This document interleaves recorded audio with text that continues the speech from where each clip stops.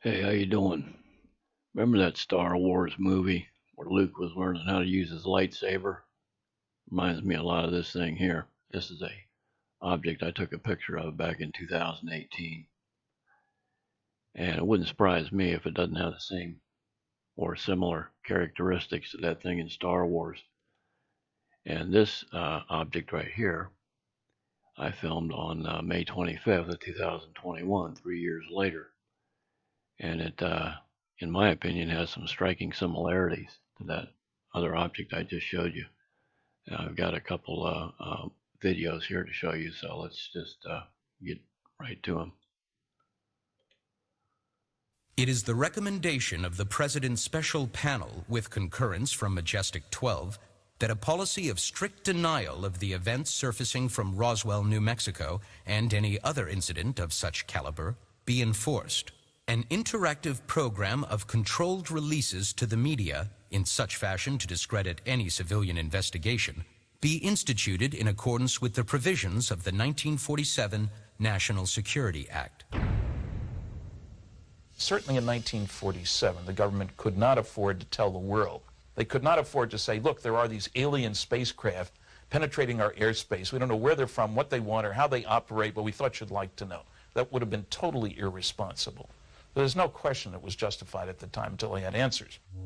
I think it's quite possible that much secrecy is due to the fact that the authorities do not have all the answers, that they cannot be certain from a day-to-day basis or even a year-to-year basis, whatever, as to precisely what is going on.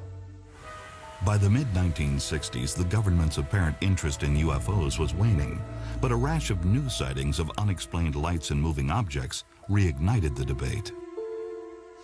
We are being observed by some type of device which is ahead of us, far ahead of us, and is probably controlled by a highly advanced superior civilization.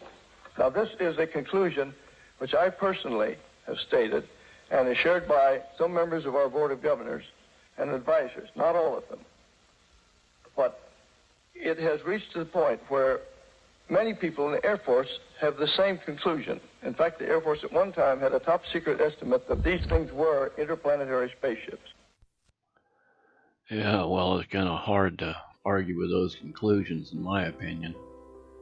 The interesting thing about this is right here, it got brighter as it got closer, so I have to assume that it was, getting within the range of the infrared beam itself. The camera was picking it up prior to that, but I couldn't see it the whole time when I looked out around the camera, so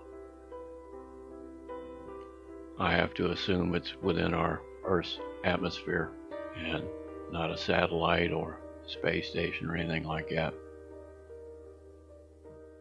I think probably it looks a little bit more like that in reality. And this is a photograph that I took of it as it was flying by. And of course, it's, probably not out of focus actually, but, it is blurry. It's a 1 second photograph, so I do the best I can do. Anyway, there was another one. Well, there was actually several of them flying around that night. This is just one of them here. This is another one from the same night. And in my opinion, I think this was, like I said, within range of the infrared beam itself. And it does the opposite of what the first one did. As it gets dimmer and goes out at some point. And I've got a couple of color photographs of it.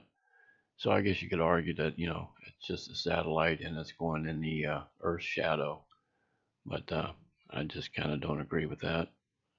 But you never know. So this is a 1 second photograph of whatever that was.